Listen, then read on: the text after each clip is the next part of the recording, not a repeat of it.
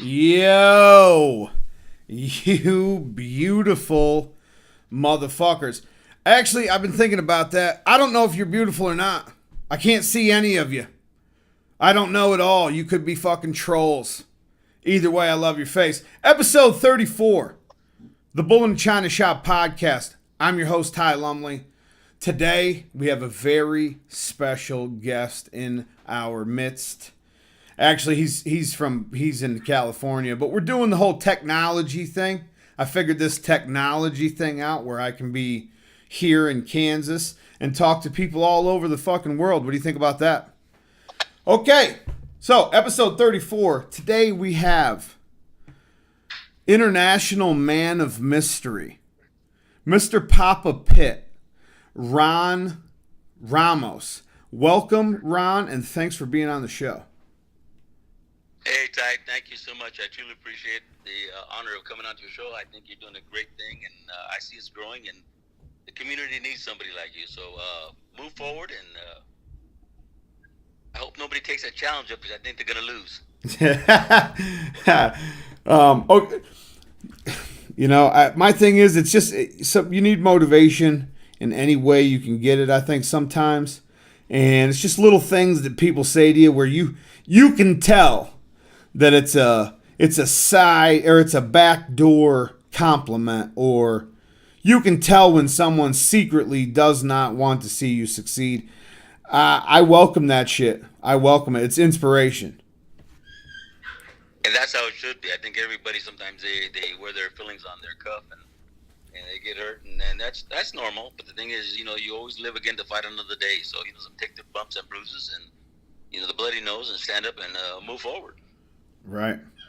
Speaking of moving forward, been a pretty active couple of months for Mr. Papa Pitt. Been a semi controversial couple months, and we'll get into that a little bit later. Some changes being made in the Ron Ramos camp, and we'll talk about that a little later. I posted a couple of pictures of you on social media and put it out there that you were going to be on the show, and I asked the followers of the social media and the listeners of the podcast if they had an opportunity to ask you one question, what would that question be? I got a nice amount of responses, some really good questions. So I think we're just going to start with 3 questions that we chose off of the social media frenzy that was kind of, some things that we're going to talk about and some things that I don't think are relevant that I'm not even going to bring up. I just picked 3 out of the list, so we're just going to go through them, and I'm just going to let you give us a little insight into your mind here.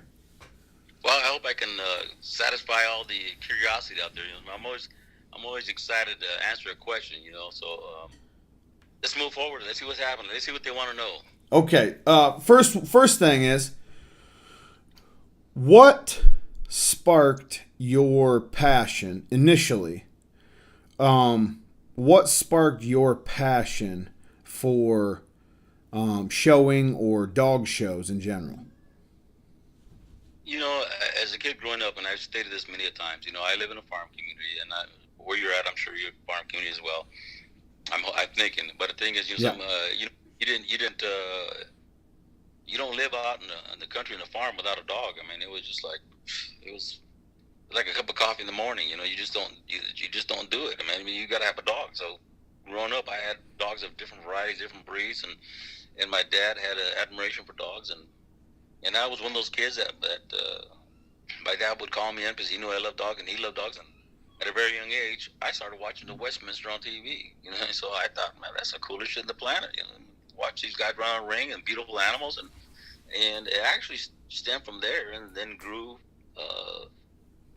along with all the different breeds that I had. And I had many dogs of pedigree. I mean, I had paper Samoyeds, poodles, Chihuahuas, Rottweilers, Dobermans, German Shepherd.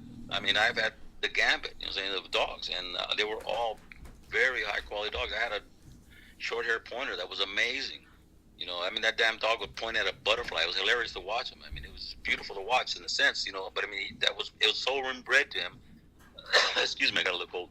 That he would point at everything that moved. You know, what I'm saying, and he was just gorgeous to watch. And but I always gravitated to the pit bull. You know, I had a beautiful pit bull. Then I had a couple of I had a Crenshaw and a Jeep dog. I had two Crenshaws and one Jeep dog, and Oh, so you're talking about American, real deal American Pit Bull Terriers. real pit bulls. If I were to bring those guys in today, like for example, the Jeep, he was a buckskin. If I were to bring him to the ring, they thought he was a mutt, and they would know that this dog was, you know, I mean, the ultimate quality of a true game dog. And it was like Edward Scissorhands if there was another dog near him. You know what I'm saying? So I had to be very cautious with the animal. And same thing with my Crenshaws. My Crenshaws, they're the ones that actually made me fall in love with the bully, because my Crenshaw dogs were extremely bully. I mean, these guys, he was slightly undershot. He had 1 tooth showing on him, and these guys were true game dogs. You know what I'm saying? And they were really stocky built, but they were, in my eyes, they were American bullies. And this was like it was like 90.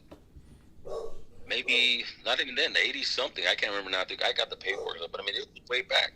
And there was another dog named Junior, that he was a red dog, a real beautiful red, and like a red nose, but he had a head like a pumpkin, and he was super short, super bully. And to this day, I wish I had pictures to show people that what you're doing was something that had happened, just that it was not publicized and it wasn't brought out, because that wasn't the style. But I always gravitated to that. I always loved that style. Even when I was showing UKC, my UKC bitch Zuzu's mother, which was Sugar Plum, Ramos' Sugar Plum O'Brien, and that dog, I go into the ring, and the first thing judge would tell me is, you know, your girl's beautiful, but she's got an extremely bully head. But I still would go in there and I would win, you know, because the dog was so confirmation sound, so beautiful. And, I mean, they could take their eyes off of her. I'm saying, so I always gravitated to the bullier style dogs, and the same applied when I was in the Amstaffs. I had more of a terrier dog, but when I started showing in the AKC, I just loved dogs with a massive bone, and you know, I always liked the bigger dog. If it was it a little different head type also switching over? You know, the head types that in my earlier game dogs actually were very bully. And except for that, my Jeep dog. My Jeep dog was real terrier on the head, real terrier. And my pit bulls, you know, I love the gap line and a lot of Sierra dogs, and those dogs had extreme heads on them versus what everybody else was showing. Right. You know, I can tell you when there was, for example, if I were to show a dog going up into Oregon and Washington, they would tell us, oh, here comes the people from the land of the giants, because our dogs were so freaking much bigger and bullier in comparison to what the rest of the country had. Even on the East Coast was more of a terrier dog versus what was on the West Coast. You know, they've always been a bullier style dog in California. We're like Texas. Everything's bigger in Texas. Well, guess what? In California, the bullies were always bigger in Texas. You know, in California. So, you know, but we always had big dogs. So what year are we talking, Ron? What year are we talking? God, man, like when I really started getting heavy to showing, it was like in '97, I think it was, and I fell in love with dogs like Montezuma. This is a gap dog. There was a dog called Baby Suit Gus, Bacala, and these guys were like 93 pounds. You know, they were not little dogs, man. And you can't tell in the picture. It's crazy, because the more conformationally sound the dog is, it's a deception. You know, if the proportions are what they're supposed to be, you can't tell the size of a dog. You cannot tell. People say, "Oh, your dogs are freaking greyhound" or something. They're clueless, man. Because I'm telling you, I've seen dogs that were just massive, and you take a picture of them, and they look like any other Amstaff or pit bull. And what it is, it's an optical illusion, because everything's proportionate. Yeah. Unless you have next to it to give you some kind of an idea of the size of the animal, it looked like a regular dog, and they were actually massive dogs. You know, they were no bigger than, you know, they were a little taller, but still though, the mass was unbelievable on some of these dogs. So when you were, there was a dog named Moose. It was a Nevada dog, a flying moose, flying ace moose. and the dog had natural ears on him, but he was a beast, man. I actually, for some reason, think that I've seen a picture of that dog somewhere. Yeah, natural ears, man. He was just a big boy, It man. didn't even click with me until you said natural ears. I'm almost positive.